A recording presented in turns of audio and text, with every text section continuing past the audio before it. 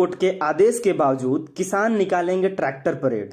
दिल्ली के बॉर्डर पर आंदोलन कर रहे किसानों का कहना है कि वो सुप्रीम कोर्ट की पहल का स्वागत तो करते हैं, मगर उनका आरोप है कि जो कमेटी किसानों की मांगों को लेकर बनाई गई है वो सरकार के ही पक्ष में काम करेगी।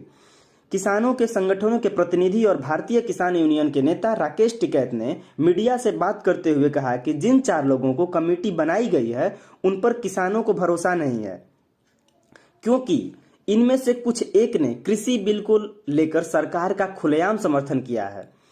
सुप्रीम कोर्ट में चली कार्यवाही के बाद दिल्ली की सरहद से फोन पर बात करते हुए राकेश टिकैत ने कहा कि किसान अपना आंदोलन जारी रखेंगे और अपने आंदोलन के स्थल को भी नहीं बदलेंगे।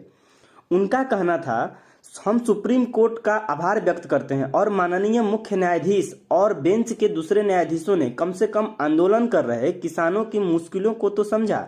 सर्वोच्च अदालत ने आंदोलन करने के अधिकार का भी बचाव किया, ये बहुत बड़ी बात है। मगर टिकैत का कहना है कि बिल को स्थगित करने से किसानों को कुछ नहीं मिलने वाला है।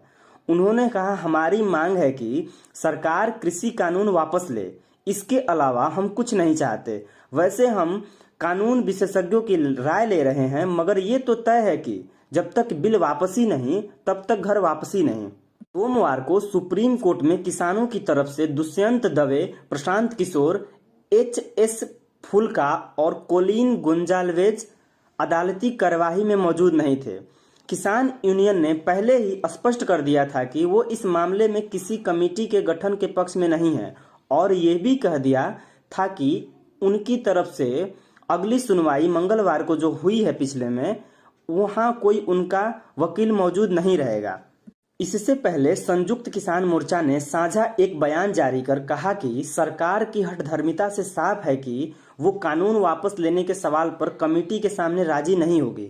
लेकिन सुप्रीम कोर्ट के निर्देशों के बाद बैठकों का दौर शुरू हो गया है और आंदोलनरत किसान संगठन अपनी आगे की रणनीति को लेकर विचार विमर्श कर रहे हैं।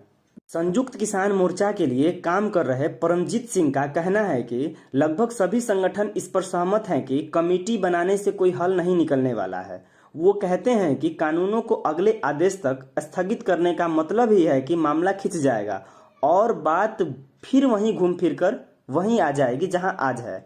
कृषि मामलों और कृषक इतिहास के जानकार वरिष्ठ पत्रकार अरविंद कुमार का कहना था कि किसानों को सरकार की नीयत पर इसलिए शक हो रहा है क्योंकि जिस तरीके से इन कानून को पारित कराने की प्रक्रिया अपनाई गई, किसान उसे गलत मानते हैं। अरविंद कुमार कहते हैं कि अगर सरकार इन कानून को पारित करने से पहले संसद का विशेष सत्र बुला लेती और सदस्य इस पर अपनी राय व्यक्त करते तो शायद सरकार की नीयत पर किसानों को शक नहीं होता। का कहना था, सरकार को अध्यादेश की जगह कृषि कानून से संबंधित विधेयक लाना चाहिए था। अगर ऐसा सरकार करती तो किसान आक्रोशित ना होते। फिर केंद्रीय मंत्रिमंडल के सदस्यों द्वारा समय समय पर आंदोलन कर रहे किसानों को लेकर की गई टिप्पणी ने भी किसानों को भड़काने का काम किया है।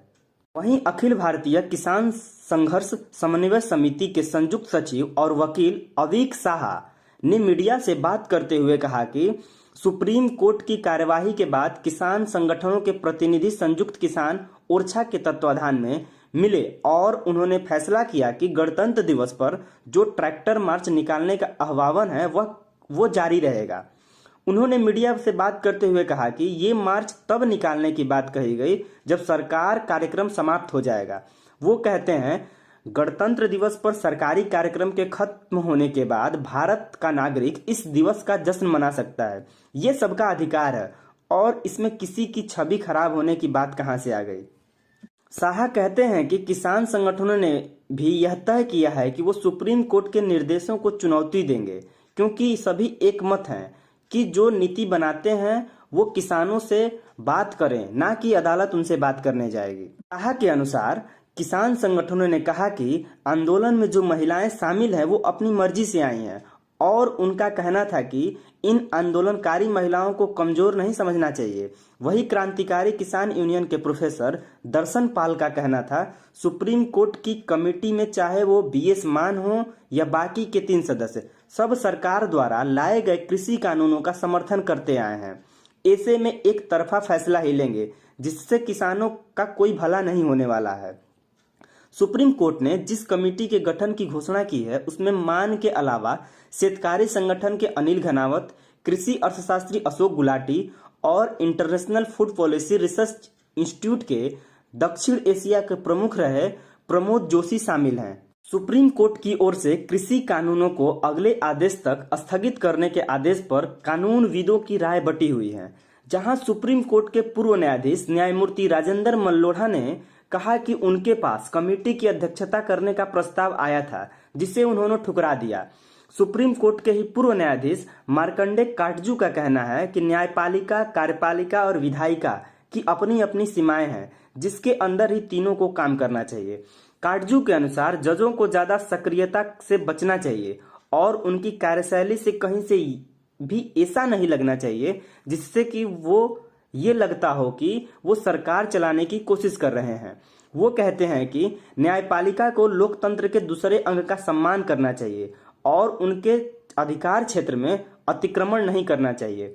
काटजू सहित दूसरे कानूनविदों का भी मानना है कि जो कानून संसद ने बनाए हैं उसे निरस्त करने का अधिकार भी संसद को ही होना चाहिए।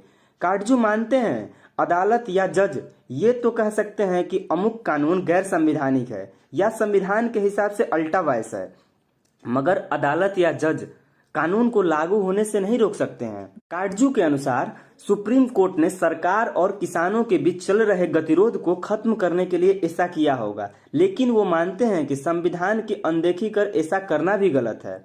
संवैधानिक विशेषज्ञ गौतम भाटिया ने पिछले दिन ट्वीट कर कहा कि एक तो अदालत किसी कानून को निलंबित नहीं कर सकती है, अगर वो ऐसा करती भी है तो इसे पहले गैर संवैधानिक घोषित करना पड़ेगा। वो कहते हैं कि कृषि कानूनों को स्थगित करने से पहले अदालत ने ऐसा कुछ भी नहीं कहा। उन्होंने सुप्रीम कोर्ट के द्वारा कमेटी गठन पर सवाल उठाते हुए कहा कि ये काम अदालत का नहीं है। दूसरी तरफ कांग्रेस के नेता और पूर्व वित्त मंत्री पी चिदंबरम ने सुप्रीम कोर्ट के फैसले का स्वागत किया और कहा कि यह कदम सही था, जबकि सरकार जिद पर अड़ी हुई है। स्वराज इंडिया के प्रमुख योगेंद्र यादव ने भी ट्वीट कर कहा कि किसान किसी भी दिन कृषि मंत्री नरेंद्र सिंह तोमर से मिलकर बातचीत करना पसंद करेंगे, बजाय सुप्रीम कोर्ट द्वारा जो कमेटी बनाई गई है उनसे। कृषि